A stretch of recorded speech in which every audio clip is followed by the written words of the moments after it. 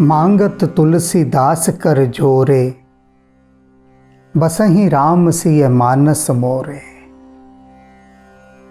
जैसे जैसे राम की ओर यात्रा करने के लिए मन लालायित होता है, उत्सुक होता है, वैसे वैसे राम से दूरी बढ़ती जाती है।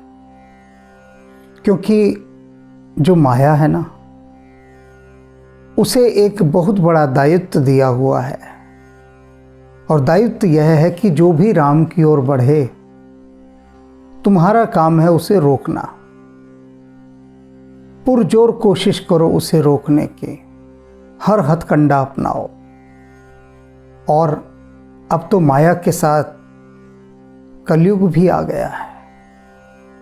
कलयुग का बल पाकर माया और बलवती हो गई है, और देखते ही देखते भक्तों के, साधकों के चित्त में जाकर ऐसी बैठ जाती है कि राम जी से दूरी बनाकर ही दम लेती है। और ये स्वाभाविक है, क्योंकि माया और कलयुग दोनों मिलकर अपना खेल खेलते हैं, और जीवात्मा कुछ समझ ही नहीं पाती। जीवात्मा की बिसात ही क्या है, औकात ही क्या है, हैसियत ही क्या है, कुछ भी तो नहीं। बलशाली कलयुग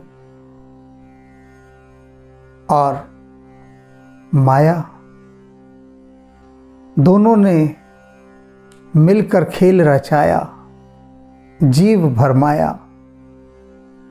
लेकिन कल तुलसीदास जी ने कलयुग से और माया से बचने का मार्ग भी बता दिया था। आज फिर अपनी उसी बात को आगे बढ़ाते हुए तुलसीदास जी अपनी अगली रचना में क्या कह रहे हैं वह सुन लीजिए। ज्यों ज्यों निकट भयो चहो कृपालु। जैसे जैसे मैंने चाहा कि कृपालु प्रभु श्री राम के मैं और निकट चला जाऊं, वैसे वैसे क्या हुआ, त्यों तो दूरी परियो हों, वैसे वैसे और दूरी बनती चली गई। चाहा तो था पास जाना, लेकिन दूरी बनती चली गई, दूर होता चला गया मैं। तो तुम चहु जुगरस एक राम, कह रहे हैं तुलसीदास जी की हे राम जी, आप तो चारों युगों में एक रस रहते हैं, आपकी एक रसता में कोई परिवर्तन नहीं आता। और मैं कैसा हूं? हो रावरो यद्यपि अग अवगुण भरियो हो। और मैं राम जी, मैं हर युग में आपके साथ रहा हूं, लेकिन अवगुणों और पापों से भरा हुआ रहा हूं। आप एक रस हैं, आपकी उस एक रसता में कहीं कोई कमी नहीं आती, कहीं कोई बढ़ोतरी नहीं होती, वह वैसा का वैसा रहता है।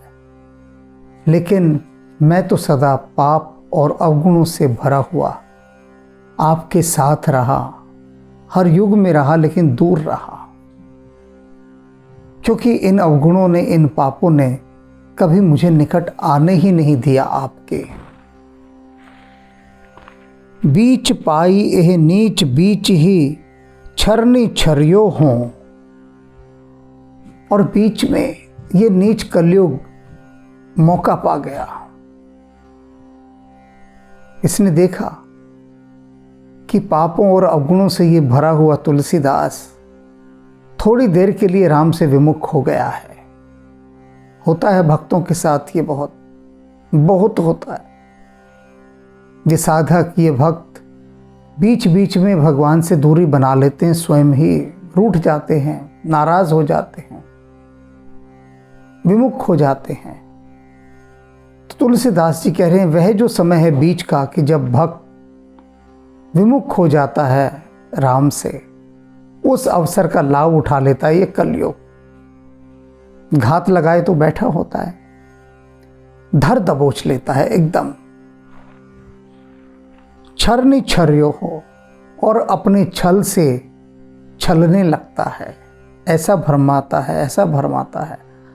भरमाने का क्या अभिप्राय?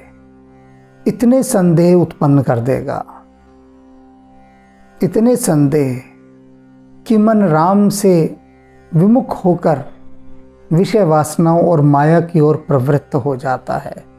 यही छलना है, और क्या छलना है। इसी प्रकार वह चलता है।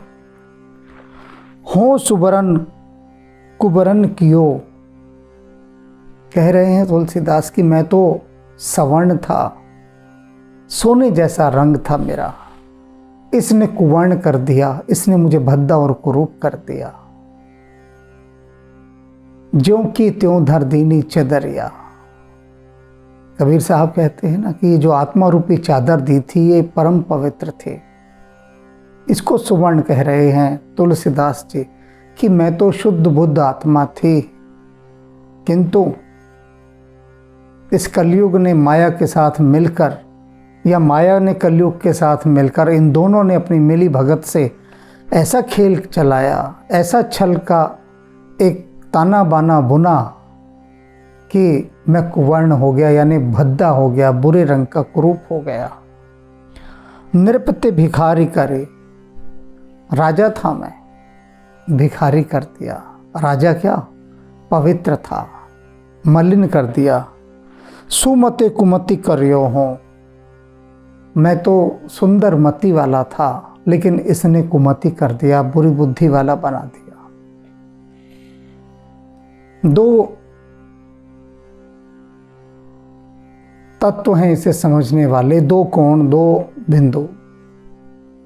पहला तो यह है कि जब जीवात्मा परमात्मा में ही समाई होती है तो वह सच्चिदानंद घन रूप ही होती है।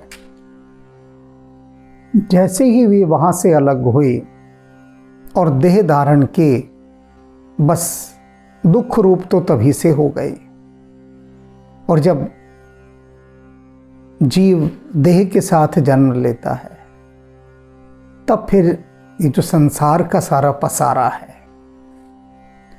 वह उसे एक एक करके बांधने लगता है और दुखों के गर्त में गिरा देता है,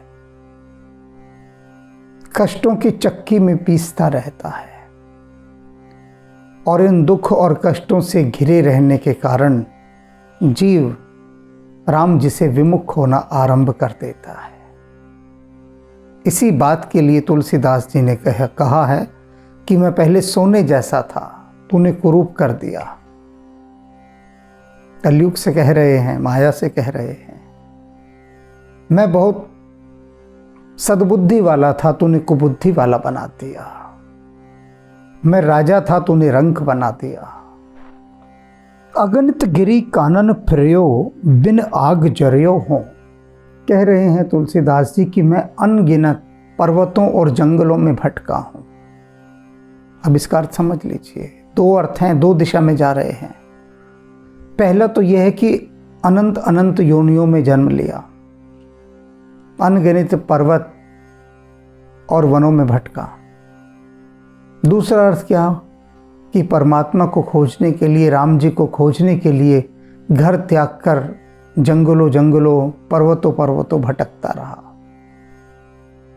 हासिल कुछ नहीं हुआ, दुख ही दुख पाए, दुख ही दुख। अगिनत गिरी कानन फिरियो, बिन आग जरियो हो, और क्या हुआ, बिना आग के मैं जलता रहा। सोचिए, जलने के लिए तो आग चाहिए ना, किंतु तुलसीदास जी कह रहे हैं कि अनंत अनंत योनियों में जन्म ले लेकर और फिर राम जी की खोज में वनों में, पर्वतों में, गुफाओं में भटक भटक कर मैं बिना आग के ही जलता रहा। कौन सी जलन है ये, कौन सा जलना है ये जो बिना आग के जलाता है? ये विरह है। विरह की अग्नि दिखाई नहीं देती, लेकिन ऐसा जलाती है, ऐसा जलाती है कि इसके जलने की जलन तो जलने वाला ही जानता है, दूसरा नहीं जान सकता, बिल्कुल नहीं जान सकता। क्योंकि कुछ विचित्र ही जलन होती है इस विरह की अग्नि की। जो यह जीवात्मा अनंत अनंत युगों से अनंत अनंत जन्मों तक झेल रही है। यह वही जानती है जीवात्मा कि कैसी इस जी की जलन है, कैसी इस बिरह की अग्नि को वह सहती है।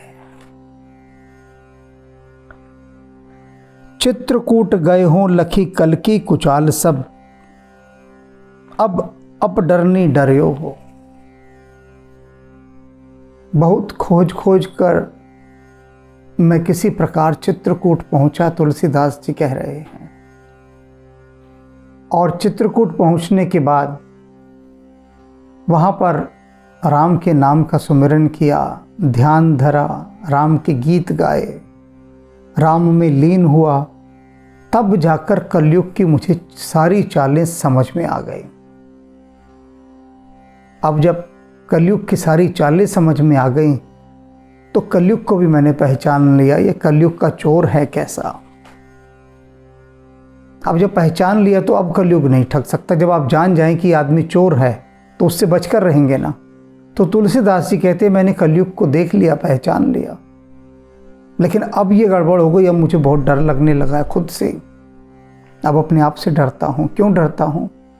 कारण है डरने का। नाथ नाई मात सो कहो अब हाथ जोरी खर्यो हो, कि हे नाथ अब मैं सिर झुकाकर हाथ जोड़कर आपने सामने खड़ा हूं, आपके सामने, क्योंकि मुझे बहुत डर लग रहा है। कलयुग को पहचानने के बाद मैं बहुत डर गया हूं। किसी और से नहीं, अपने आप से डर लगने लगा है। क्यों? चीनो चोर जिए मारी है, तुलसी सो कथा सुन प्रभु सो गुदर निबर्यो हो। क्यों डर लगने लगा है अब? क्योंकि मैंने कलयुग को पहचान लिया और कलयुग ने मुझे देख लिया कि मैंने उसे जान लिया। अगर कोई चोर को चोरी करते देख ले तो चोर का क्या प्रयास होता है कि इसे अब छोड़ो मत, क्योंकि ये यदि जीवित रहा तो बता देगा हमारे बारे में सबको, और फिर हमारा जो खेल है वो खत्म हो जाएगा, हमारा राज खुल जाएगा। तो कलयुग ने ये देख लिया है कि मैंने कलयुग को पहचान लिया है, और अब कलयुग ये सोच रहा है कि कहीं तुलसी बाकी लोगों को ना बता दे मेरे बारे में। तो इसलिए वो अब घात लगाए बैठा है मुझे मारने के लिए।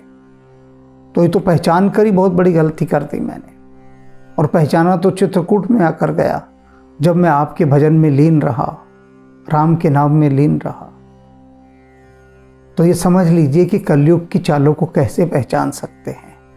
केवल वे भक्त जो राममय हो चुके हैं, राम में पूर्णतः डूब चुके हैं।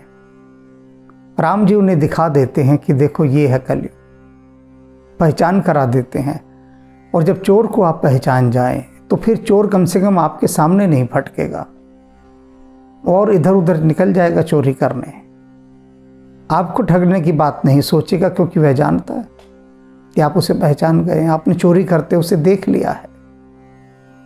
लेकिन ये कलयुग तो और भी भयंकर चोर है। इस कलयुग के मन में डर लग गया है कि कहीं तुलसी बाकी लोगों को ना बता दे।